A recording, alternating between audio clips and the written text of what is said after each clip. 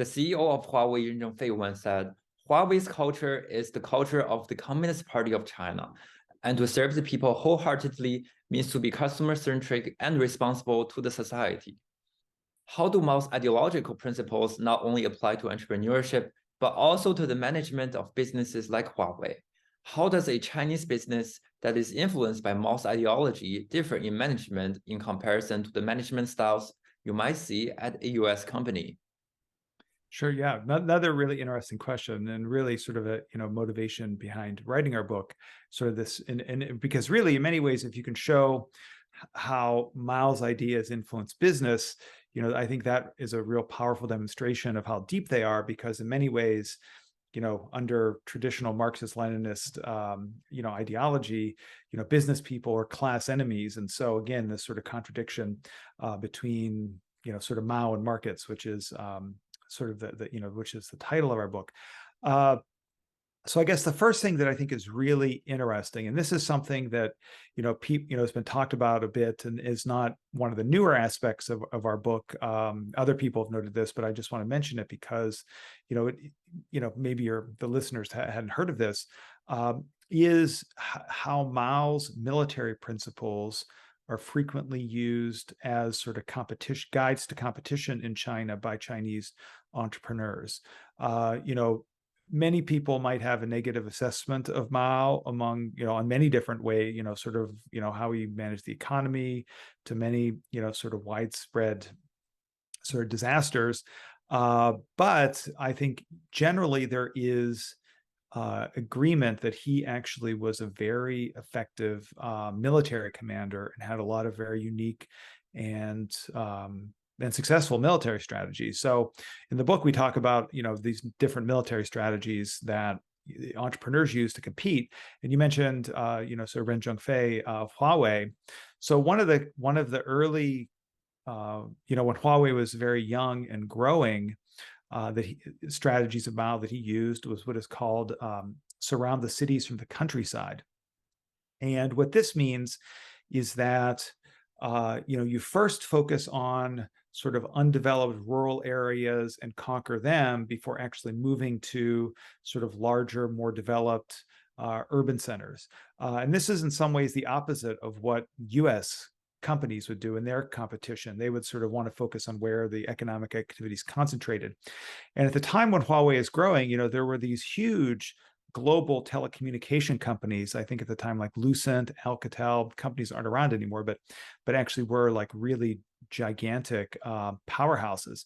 And so he used this strategy to build up Huawei both in China and then also internationally. So, Huawei also, by going to sort of Southeast Asia, Africa, in some ways, both has also done, global, surrounding the city from countrysides. Other companies have also been known to do this recently, like Pinduoduo. Imagine trying to compete against powerhouses like Alibaba or JD, which were really powerful in larger urban areas. Pinduoduo focused on, rural, fourth tier, third tier cities.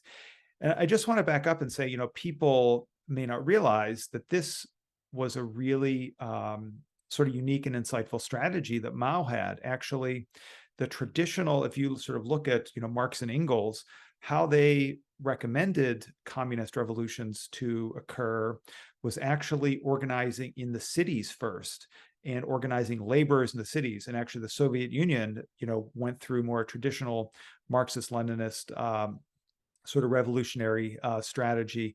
And early CCP leaders, military leaders, tried the same thing and failed. And Mao had the insight that actually China has much more peasants than laborers, and actually the surround the city from countryside would be a much, much more effective strategy. And he originally was sort of laughed at in some ways by the Soviets, but actually proven to be very successful. So I think one of the reasons why Mao's strategies, military strategies, are so useful for business is because they're very tailored to the sort of on the ground situation in China. And so, they also apply to market relations as well. I think a couple other just quick things that differ. So I think that actually if you look sort of leadership and organizationally, very strong nationalist focus. I think, I mean, you see this in a lot of different companies in China. Some of the original research that my co-author Kunyan and I did that was published in leading peer-reviewed journals.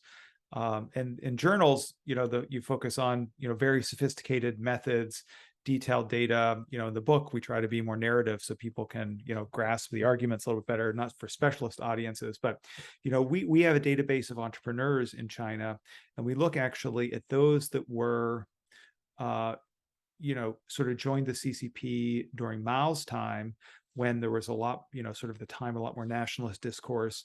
Actually, those individuals actually run their businesses very differently than people that did not join the CCP or actually joined the CCP in later times. And the main difference is, the companies do not internationalize. They don't take on foreign capital.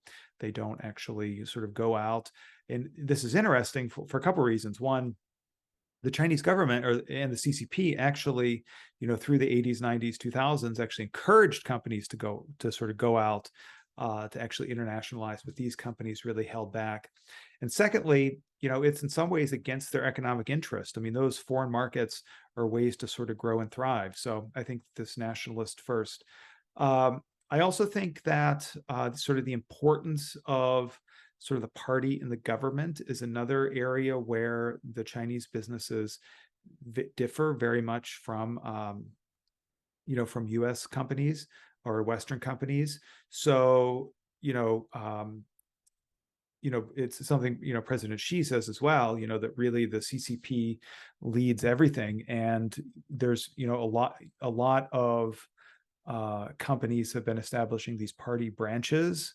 Sometimes these are called party cells in the Western media. It's zhibu in Chinese. We sort of call them party branches because we think cell sounds a little pejorative.